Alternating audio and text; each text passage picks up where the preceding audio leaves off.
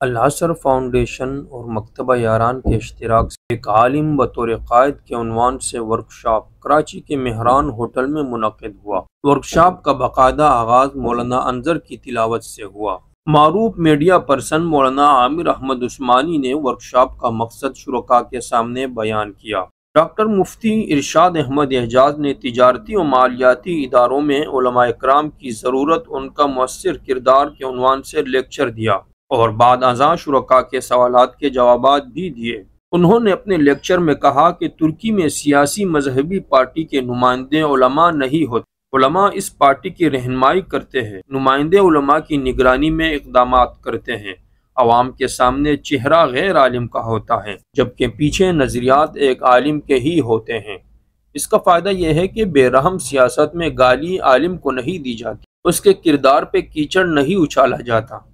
انہوں نے علماء کو مخاطب کرتے ہوئے کہا کہ آپ حضرات عصری اداروں کا رخ نہیں کریں گے تو یونیورسٹی میں اسلامیات کے مضامین بے دین لوگ پڑھا کر طلباء کا نقصان کریں گے، ان کا وقت برباد کریں گے۔ اس پہ مفتی صاحب نے ایک لطیفہ بھی سنایا۔ ہمیں یونیورسٹی میں ایک ٹیچر پڑھاتے تھے، ایک دن کہنے لگے آج میں آپ کو سیر و مغازی پڑھاؤں گا۔ سیر و مغازی کو وہ سیر و مغازی کہتے رہیں اور 3-4 دن تک سیر و مغازی ہی پڑھاتے رہے۔ مفتی ارشاد نے مزید کہا کہ سوشل میڈیا کو مقصد نہ بنائے، اس میں اتنا مشغول نہ ہو کہ من علم لا ينفع کے مصداق بن جائے۔ انہوں نے بات جاری رکھتے ہوئے کہا کہ فراغت کے بعد درس و تدریس ضروری نہیں، آپ اپنی بنیاد اتنی مضبوط کریں، اپنے آپ کو دین کے سانچے میں ایسا ڈھالے کہ جہاں بھی جائے وہاں دین کا بول بالا ہو جائے۔ العصر فاؤنڈیشن کے ڈائریکٹر مفتی فضل سبحان نے میڈیا اور اس کے اثرات کے عنوان سے بات کی اور بعد ازاں شرکاء کے سوالات کے جوابات بھی دیے۔ انہوں نے لیکچر دیتے ہوئے کہا کہ ورکشاپ کا مقصد آپ کو ایک فکر، ایک درد اور ایک سوچ دینی ہے کہ ہم معتدل مزاج بنیں۔ یہ امتاً وسطا ہے۔ یہی وجہ ہے کہ جب تک ہمارے کاموں میں اعتدال نہیں ہوگا فائدے کے بجائے ہم نقصان سے دوچار ہوں گے۔ انہوں نے مزید کہا کہ موجودہ زمانے کا سب سے بڑا فتنہ ارتداد کا فتنہ ہے۔ ارتداد کی خاموش مہم جاری ہے۔ عصری اداروں کے طلباء کا ذہن خراب کیا جا رہا ہے۔ 6 کروڑ کے لگ بھگ بچے عصری اداروں میں پڑھ رہے ہیں، اس کا عشیر دینی مدارس کا رخ کرتے ہیں۔ ان 90% کے لیے بھی ہم نے سوچنا ہوگا۔ فضل سبحان صاحب نے کہا کہ میڈیا پہ ہم وائرل ہونے کے لیے، واہ کے لیے نہیں آتے، ایک خاص مقصد کے تحت آتے ہیں۔ میڈیائی محاذ پہ کام کرنے کے لیے پوری ٹیم کی ضرورت ہے جو پوری تیاری کے ساتھ کام کرے، ورنہ میڈیا پہ آ کر بھی ہم اپنا نظریہ بیان کرنے سے قاصر ہوں گے۔ مفتی صاحب نے کہا کہ ایک یہودی رائٹر نے بہت پہلے لکھا تھا کہ مستقبل میں ہمیں اسلحے کی ضرورت نہیں ہوگی، مسلمانوں میں ہم 2 چیزیں داخل کر دیں گے، خواہشات اور شبہات۔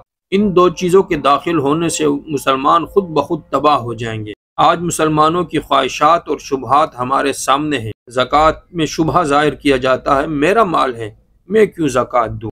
عید الاضحیٰ کے موقع پر شوچہ چھوڑا جاتا ہے، خواہ مخواہ خون بہایا جا رہا ہے، نعوذ باللہ نت نئے فتنے سر اٹھا رہے ہیں۔ ہمارے اکابر کے زمانے میں یہ فتنے نہیں تھے۔ مولانا یوسف بن نوری رحمۃ اللہ علیہ بصائر و عبر میں لکھتے ہیں، عملی فتنوں کے خلاف تو تبلیغی جماعت وغیرہ کام کر رہی ہے، علمی فتنوں کے خلاف مؤثر کام نہیں ہو رہا۔ ہم فروعی مسائل میں الجھ کر رہ گئے ہیں، علمی فتنے سر اٹھا رہے ہیں، ہمیں داعی بننا ہوگا، مدعی نہیں۔ اکثر پائلٹ جو ہے وہ آرام کر رہا ہوتا ہے جہاز کو آٹو پر سیٹ کر کے، تو ہماری زندگی اس وقت آٹو پر سیٹ ہے۔ بس 2-4 کام ہے جی، مسجد میں نماز پڑھانی ہے، جمعہ پڑھانا ہے، درس دینا ہے، زیادہ سے زیادہ جلسوں میں جا کر بیانات کر دینا ہے۔ ایک عالم، ویژنری عالم جس کو دیدور کہتے ہیں، اقبال مرحوم نے کہا نا کہ ہزاروں سال نرگس اپنی بے نوری پہ روتی ہے، بڑی مشکل سے ہوتا ہے چمن میں دیدور پیدا۔ ورکشاپ کے چیف گیسٹ مفکر اسلام مولانا زاہد الراشدی نے عصر حاضر کے چیلنجز اور علماء کا کردار کے موضوع پر خطاب کرتے ہوئے کہا، انسانوں کی جگہ مشینوں نے لے لی ہے، یہ ترقی ہے یا تنزلی؟ میں تو اسے تنزلی کہوں گا۔ مشینوں نے ترقی کر لی ہے اور انسانی صلاحیتیں کمزور ہوتی جا رہی ہے۔ انہوں نے علماء کو مخاطب کرتے ہوئے کہا، اگر 1000 نہیں تو 10 فٹ کی بلندی پر ہمیں اڑ کر سوچنا ہوگا، فکر و نظر کے دریچے وا کرنے ہوں گے۔ برطانیہ کے سابق شہزادہ اور موجودہ شاہ چارلس بنیادی طور پر لیکچرار ہیں، صاحب مطالعہ انسان ہیں۔ آپ ان کے لیکچر یوٹیوب پر سن سکتے ہیں۔ انہوں نے ایک یونیورسٹی میں لیکچر دیتے ہوئے کہا، موجودہ نظام ناکام ہو چکا ہے، بیساکھیوں کے سہارے چل رہا ہے۔ ہمیں چاہیے کہ اسلامی نظام کے نفاذ پر توجہ دیں۔ مستقبل کا متبادل نظام اسلام ہی ہے۔ پولوشن یعنی ماحولیاتی تبدیلی پر قابو پانے کے لیے بھی ہمیں سماجی نظام وہ نافذ کرنا ہوگا جس کی طرف مسلمانوں کا قرآن رہنمائی کرتا ہے۔ زاہد الراشدی صاحب نے مزید کہا کہ قائد اعظم کی تقاریر ریکارڈ پر موجود ہیں۔ انہوں نے فرمایا تھا، ہم ملک بنائیں گے، اس ملک میں اسلامی نظام کا نفاذ کریں گے اور اسے نمونہ کے طور پر دنیا کے سامنے پیش کریں گے۔ علامہ صاحب نے اپنا لیکچر جاری رکھتے ہوئے کہا کہ مولوی ملامتی فرقہ ہے۔ ملک میں جو بھی نہ ہو رہا ہو، جس فیلڈ میں بھی ناکامی کا سامنا کرنا پڑ رہا ہو، کارکردگی صفر، وہ مولوی کے کھاتے میں ڈال دیتے ہیں۔ ایک پروگرام میں کوئی وزیر صاحب تقریر کر رہے تھے، سامنے مولوی حضرات بیٹھے تھے، تقریر کافی طویل کر دی ان صاحب نے۔ انہوں نے اس میں یہی گلہ کیا کہ ملک میں ڈاکٹر، سائنسدان وغیرہ کی کمی ہے، یہ مولوی لوگ کیا کر رہے ہیں؟ میں نے عرض کیا، آپ کا اشکال بجا ہے، لیکن یہ نہر کے اس پار نہیں اس پار والوں سے پوچھئے، دینی مدارس سے نہیں، عصری اداروں میں جا کر پوچھئے کہ آپ کے ہاں سے سائنسدان اور ڈاکٹرز وغیرہ کیوں نہیں نکل رہے۔ مولوی لوگ اپنا کام جو ان کا ہے، قرآن و حدیث کے ماہرین پیدا کرنا، وہ کام وہ بخوبی کر رہے ہیں۔ یہ تو ان کو جواب تھا۔ اب ہم اپنوں میں بیٹھے ہیں، آپ سے دل کی بات کروں کہ لوگ جب ہم پہ یہ اعتراض کرتے ہیں کہ آپ کے ہاں سے ڈاکٹرز اور سائنسدان وغیرہ کیوں نہیں نکل رہے ہیں، اس کا مطلب ہے وہ ہمیں کام کے سمجھتے ہیں، ان کی ہم سے توقعات ہیں۔ عصری اداروں اور مسٹروں سے وہ مایوس ہو چکے ہیں، ان کی نظریں علماء پر ہیں، یعنی مسٹروں کے کرنے کے کام بھی ملاؤں کو کرنے پڑیں گے، اگرچہ اصلاً یہ ذمہ داری ریاست کی ہے، لیکن چونکہ اس وقت آپس کی بات یہ ہے کہ مساجد کم ہے اور حفاظ زیادہ، اس لیے ہمیں ریاست اور مسٹروں کی ذمہ داری بھی نبھانی چاہیے اور اس کا حق ادا کرنا چاہیے۔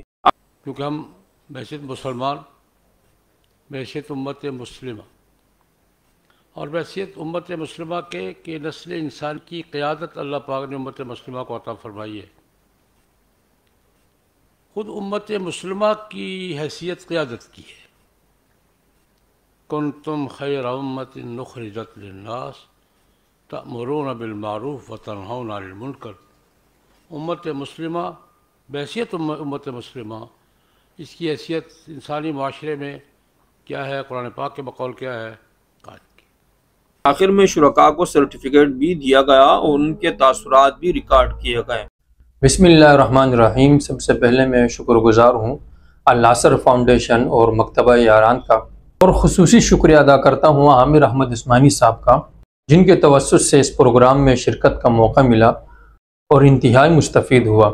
دینی مدارس سے سالانہ 11 سے 15 ہزار تک طلبہ فارغ التحصیل ہوتے ہیں۔ ان فضلاء کو یوں شتر بے مہار نہیں چھوڑنا چاہیے، ان کی باقاعدہ تربیت ہو۔ جن مدارس سے یہ فارغ التحصیل ہو، ان مدارس کو چاہیے کہ ان سے باقاعدہ رابطہ جوڑے، اور ان فضلاء کو بھی چاہیے اپنے مدارس سے رابطہ رکھیں۔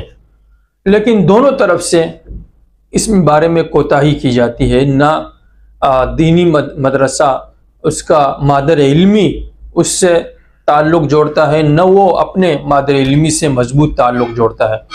یہی وجہ ہے کہ ایک عالم ہمیں بطور قائد بہت کم دکھائی دیتا ہے۔ معاشرہ ایک عالم کو بطور سائل دیکھتا ہے، بطور مانگنے والا دیکھتا ہے۔ یہ بہت ہی بڑا المیہ ہے۔ الناصر فاؤنڈیشن اور مکتبہ یاران نے علماء کو ایک ویژن دیا، اس تھوڑے سے وقت میں انہیں ایک مشن دیا، انہیں ایک سوچ دی کہ آپ معاشرے کے لیے بطور قائد ہیں، آپ نے معاشرے کی ناؤ کو پار لگانا ہے۔ کس طرح لگانا ہے، انہیں یہ احساس دلا، انہیں اہداف دیے، انہیں مقاصد دیے۔ یہ پروگرام انتہائی کامیاب پروگرام تھا اور اس طرح کے سیشن ہونے چاہیے۔ الناصر فاؤنڈیشن اور مکتبہ یاران کا اللہ تعالیٰ انہیں خلوص عطا فرمائے، اور ما کان للہ بقا، جو کچھ اللہ تعالیٰ کے لیے ہوتے وہ باقی ہوتے ہیں۔ انشاءاللہ ان کی یہ کاوشیں رنگ لائیں گی اور معاشرے کو ایک عالم بطور قائد ضرور ملے گا۔